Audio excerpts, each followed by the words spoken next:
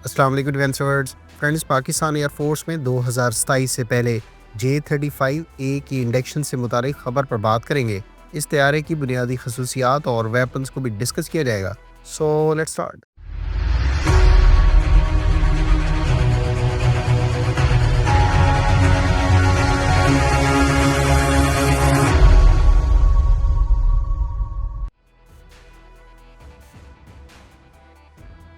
Friends, ताज़ा तरीन media reports के मुताबिक पाकिस्तान एयरफोर्स चाइनीज़ साख्ता J-35A को बाकायदा अक्वायर करके अगले 2 सालों के अंदर अंदर अपने फ्लीट में शामिल कर लेगी। यूं Pakistan air force J-35A stealth aircraft को 2027 से पहले बाकायदा तौर पर सर्विस में शामिल कर लेगी। ख्याल रहे कि नवंबर में होने वाले हालिया युहाई एयर शो में J-35A के 3 प्रोटोटाइप तैयारों की मौजूदगी की तस्दीक हुई है, जो इस तैयारे की तेजी से डेवलपमेंट को जाहिर कर दी है। चीन अपनी एयरफोर्स में मुमकिन तौर पर अगले साल के आखिर तक इस तैयारे को बाकायदा शामिल कर लेगा, जबकि इसकी पाकिस्तान को डिलीवरीज 2026 में शुरू होने की तवक्को है। J-35 की इंटरनल वेपन बे में ज्यादा तादाद में long range PL-15 air to air missile को हाउस करने के लिए PL-15 का नया वर्जन पहले ही मुतारिफ कराया जा चुका है, जबकि इधर पाकिस्तान भी अपने रसूब एयर लॉन्च क्रूज मिसाइल को इंट्रोड्यूस करवा चुका है, जो इस तैयारे की इंटरनल वेपन बे में कैरी किया जा सकेगा। पाकिस्तान एयरफोर्स इस तैयारे की 2027 से पहले इंडक्शन की सूरत में इस खित्ते की पहली एयरफोर्स बन जाएगी, जो रिवायती फोर्थ जनरेशन तैयारों के अलावा 5th जनरेशन तैयारे भी इस्तेमाल कर रही होगी। फ्रेंड्स, अगर आप रसूब एयर लॉन्च क्रूज मिसाइल के बारे में मजीद तफसीलात जानने में दिलचस्पी रखते हैं तो इस टॉपिक पर कम्प्रिहेंसिव वीडियो का लिंक आपको एंड स्क्रीन पर मिल जाएगा। जहाँ तक इंडियन एयरफोर्स का ताल्लुक है तो भारतीय फिजाइया मुल्क की सतह पर तैयार किए जाने वाले एडवांस्ड मीडियम कॉम्बैट एयरक्राफ्ट यानी AMCA को 2035 से पहले इंडक्ट करने की पोजीशन में नहीं है, क्योंकि यह तैयारा अभी डेवलपमेंट के बिल्कुल इब्तदाई फेज में है और इसके प्रोटोटाइप को भी इंट्रोड्यूस करवाने में मजीद चंद साल लगेंगे। इधर पाकिस्तान एयरफोर्स ने जहां JF-17 थंडर के बाद मुल्क की सतह पर 4.5 प्लस जनरेशन के PFX प्रोग्राम पर काम का आगाज कर दिया है, वहीं 2030 के बाद एक और स्टेल्थ एयरक्राफ्ट काम की सूरत में भी इंडक्शन के लिए दस्तयाब हो जाएगा। यहाँ ये बात काबिल जिक्र है कि पाकिस्तान एयरफोर्स कान 5th जनरेशन कॉम्बैट एयरक्राफ्ट पर पहले ही तुर्की के साथ कोलैबोरेट कर रही है, जिसकी तुर्क एयरफोर्स में इंडक्शन 2028 से 30 में मुतवक्के है। अब हम J-35 की मुख्तसर ट्रांजिशन और इसके वेपन सिस्टम्स के अलावा इसकी अहम खसूसियात को जान लेते हैं। प्रोजेक्ट 310 के नाम से ओरिजिनली FC-31 के नाम से चीन ने एक्सपोर्ट मार्केट के लिए पहला स्टेल्थ एयरक्राफ्ट मुतारिफ करवाया। ये एक ट्विन इंजन रिवायती स्टेल्थ डिजाइन और स्विफ्ट कैंटेड फिन्स के साथ तैयार किया गया। इसके रडार क्रॉस सेक्शन को रिड्यूस करने के लिए इंटरनल वेपन बे का यूज किया गया। अमरीकी F-35 स्टेल्थ एयरक्राफ्ट की ड्राइंग से मुतासिर ये एक अफोर्डेबल एक्सपोर्ट मुतबादिल के तौर पर डिजाइन किया गया था।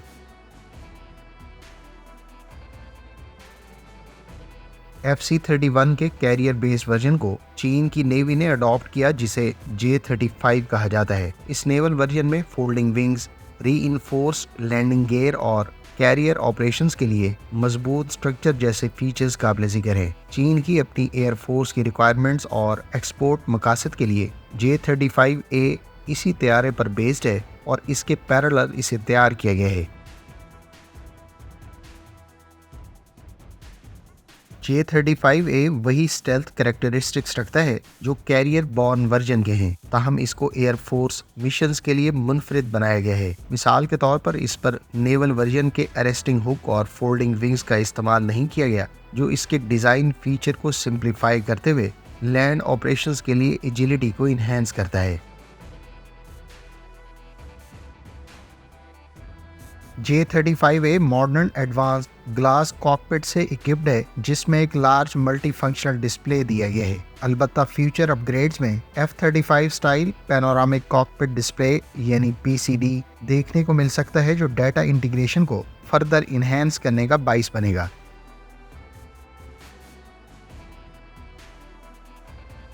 J-35A पर एक्टिव इलेक्ट्रॉनिकली स्कैन्ड अरे रडार यानी EASA रडार का इस्तेमाल किया जा रहा है, जबकि J-20 की तरह की wide angle holographic heads up display advance situational awareness के लिए इस्तेमाल की जा रही है। गो के अभी तक रेडार की टाइप तो नहीं बताई गई, ताहम चीन इस एतबार से भी बहुत तरक्की कर चुका है और हमें यकीनी तौर पर इस तैयारे में आने वाले अरसे में एडवांस AES से रेडार देखने को मिलेगा। J-35A single wheel knows gear का इस्तेमाल करते हैं जो लैंड बेस्ड मिशंस के लिए बेहतर बनाई गई है। इसके अलावा IRST यानी इंफ्रारेड सर्च एंड ट्रैक का इस्तेमाल नोज के नीचे पैसिव ट्रैकिंग के लिए किया जा रहा है।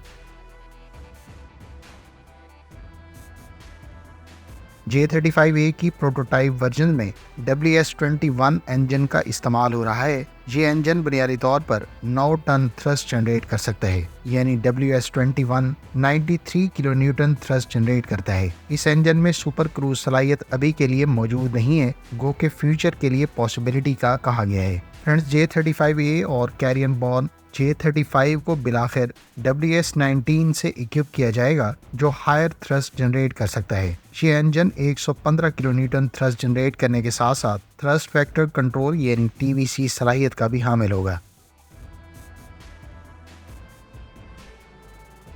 अब तक फराहम करदा मालूमात के मुताबिक J-35A की लेंथ 17.3 मीटर्स, हाइट 4.8 और विंग स्पैन 11.5 मीटर्स है। इसका maximum take off weight 28 ton बताया गया है, जबकि सिर्फ इंटरनल फ्यूल के साथ इसका कॉम्बैट रेडियस यानी कॉम्बैट रेंज 1250 किलोमीटर्स है। J-35A की ज़्यादा स्पीड मार्क 1.8 बताई गई है, जबकि सर्विस सीलिंग 52,000 फीट है।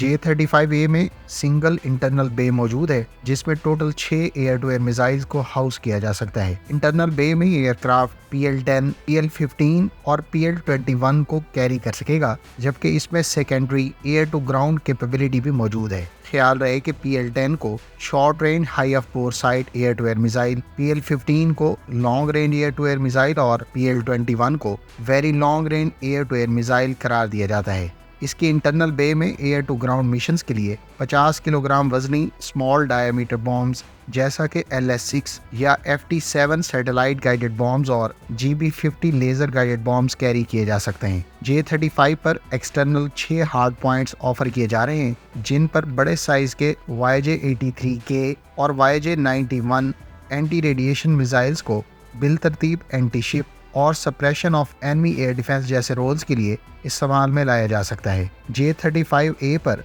इंटरनल गन भी इंस्टॉल की जानी थी, लेकिन इसकी एग्जैक्ट लोकेशन के बारे में कोई इन्फॉर्मेशन दस्तयाब नहीं है। फ्रेंड्स, इस वेपन पैकेज के साथ ये बात वसूख से की जा सकती है कि J-35A हर एतबार से एक मल्टी मिशन एयरक्राफ्ट होगा जो ज़रूरत पड़ने पर डेडिकेटेड एयर टू ग्राउंड और एयर टू सरफेस मिशंस या फिर मल्टी रोल मिशंस के लिए कन्फिगर किया जा सकेगा।